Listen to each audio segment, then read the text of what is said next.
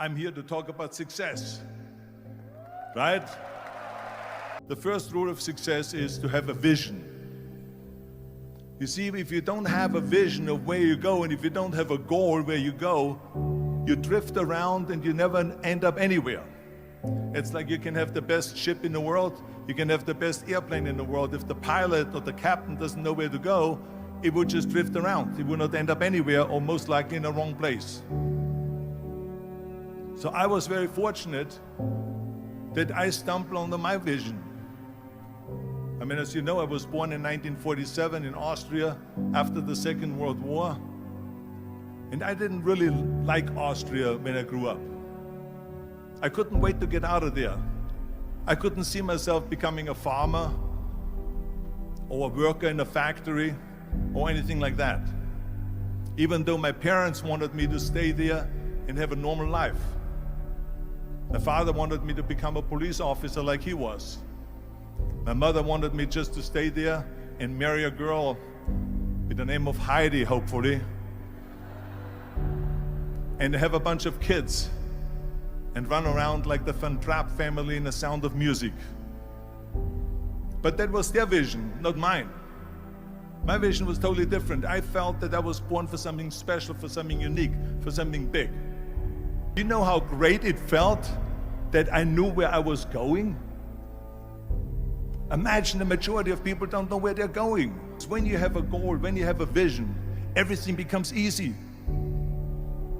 Because remember that in America, for instance, when you study, you will see the percentage of people that like their jobs. 74% hate their job in America. Now, there is not much different when you come to Europe. The majority of people don't like what they're doing because they're really not doing it because they didn't have a goal and they followed this goal. They just aimlessly drift around, and then all of a sudden there's a job opening, so they get that job because you have to work. But then when you work, it's a chore. It's work. It's not fun. So if you think about, only a quarter of the people really enjoy what they're doing in life.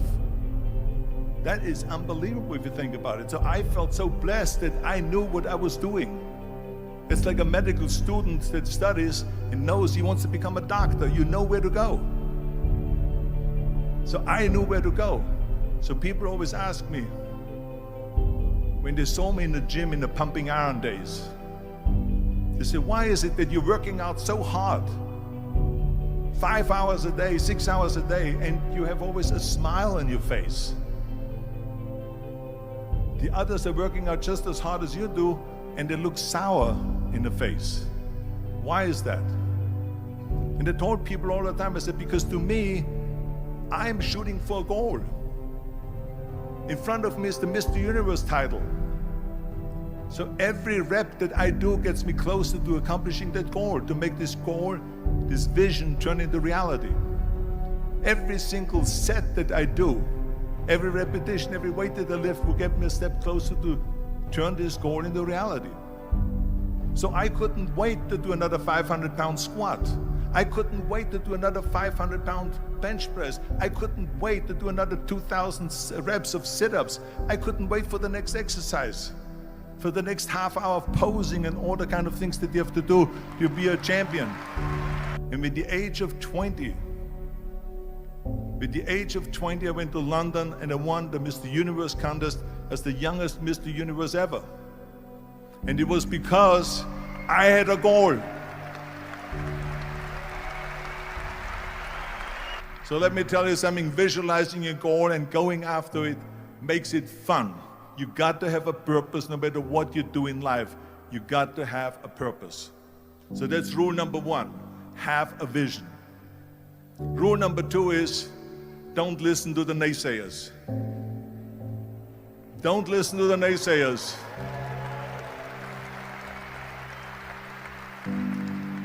Everything I ever did, the thing that I heard out of people's mouth was, that's impossible. That can't be done. Or no.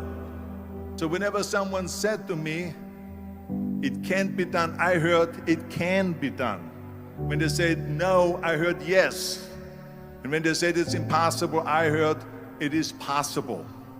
I'm a strong believer of what Nelson Mandela said, that everything is always impossible until someone does it. Well, I'm gonna be the one, I said to myself, I'm gonna do it and I'm gonna show it to them. Maybe it has never been done before. That's perfectly fine with me.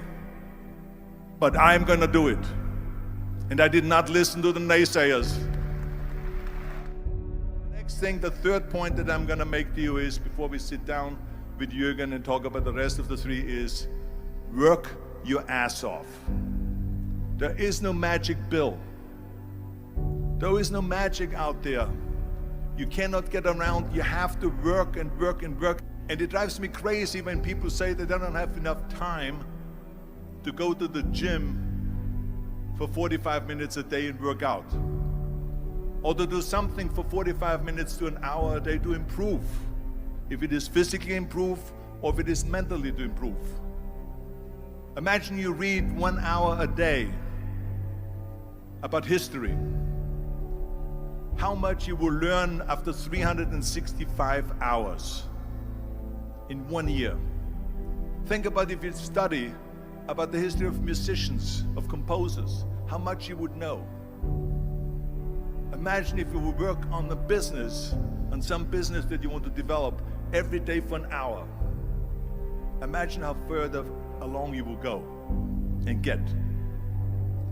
So it drives me nuts because when people say we don't have the time, we have 24 hours a day.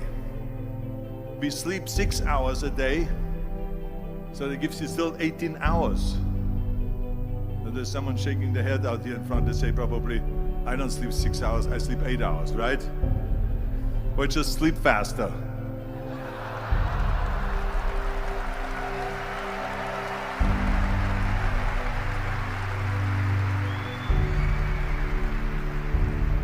So we have 18 hours a day.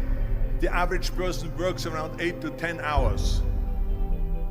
So let's assume it's 10 hours, so we have 8 hours left. Then you travel around an hour a day, maybe 2 hours a day.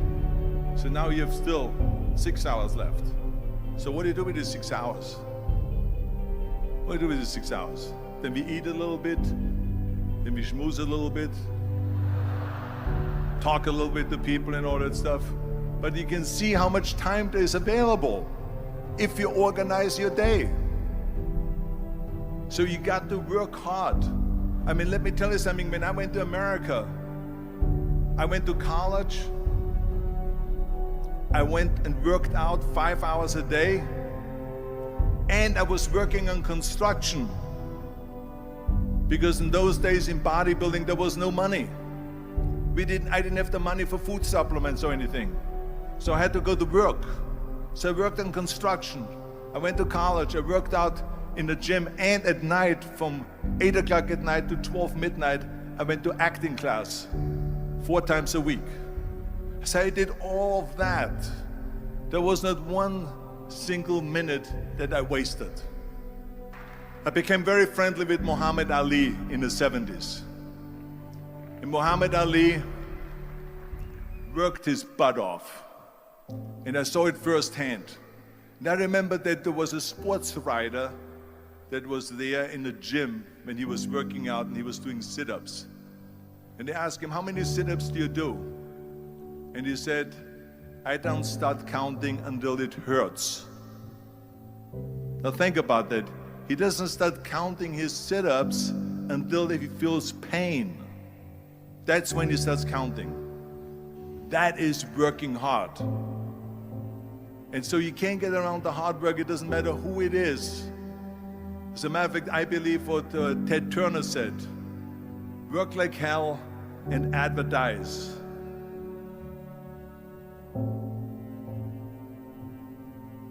You get it? Work like hell, go to bed, and early to rise, work like hell and advertise. So you work your ass off, and then you let the world know about your work. That's what it is all about. Let people know. If you have a company, if you have a movie, if you do a sports, work your ass off, but then advertise and let everyone know. I hate plan B. And I tell you why. Because we have so many doubters, as I've said earlier, the no-sayers. We have so many of those people that say no, and you can't do it, it's impossible. That is okay, because we just turn off, as I said earlier, and we listen and we hear the no being a yes. You can't do it, you can do it, and all of that. So that is possible to do that amongst all the negative people around you. But when you start doubting yourself, that's very dangerous. Because now what you're basically saying is that if my plan doesn't work, I have a fallback plan, I have a plan B. And that means that you start thinking about plan B, and every thought that you put into plan B, you're taking away now that thought and that energy from plan A.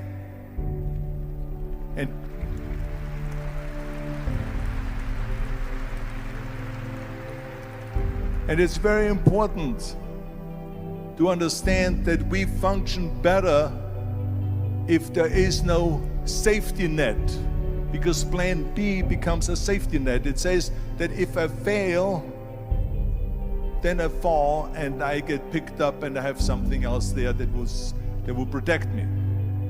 And that's not good, because people perform better when there's no safety net. People perform better in sports and everything else if you don't have a plan B.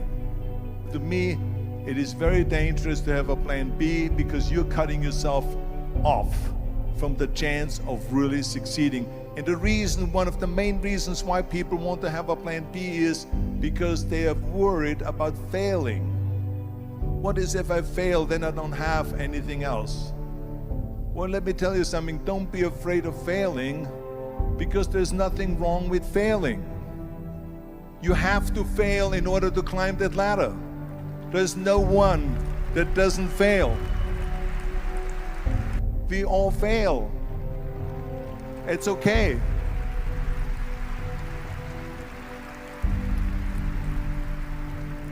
What is not okay is that when you fail, you stay down. Whoever stays down is a loser. And winners will fail and get up, fail and get up, fail and get up. You always get up. That is a winner. That is a winner. Hey, we all lose. We all have losses. This is okay. And this is why I say, don't be worried about losing, because when you're afraid of losing, then you get frozen. You get stiff. You're not relaxed. You got to be, in order to perform well in anything, if it's in boxing or if it is on your job or with your thinking, is only happening when you relax. So relax. It's okay to fail. Let's just go all out and give it everything that you got. That's what it is all about. So don't be afraid to fail. This is one of my 6 rules to success. You can only feel complete as a person if you think about what can you do for your fellow member around you that maybe needs help. I felt like that everyone has a different motivation why you get into that. I was an immigrant going to America, and I saw how America was the most generous country in the world. I mean, they opened up their arms to me, they helped me, they invited me for Thanksgiving dinner. The people, they brought me, the bodybuilders in the gym brought me plates to my apartment because I had no plates, I had no silverware, I had no bedware, I had no pillows, I had no blanket, I had no TV, I had no radio, I had nothing. They brought it to my apartment. They helped me. And I saw that firsthand, this generosity in America. And I said to myself, as an immigrant that is being embraced with open arms, that I need to go and make sure that I give something back.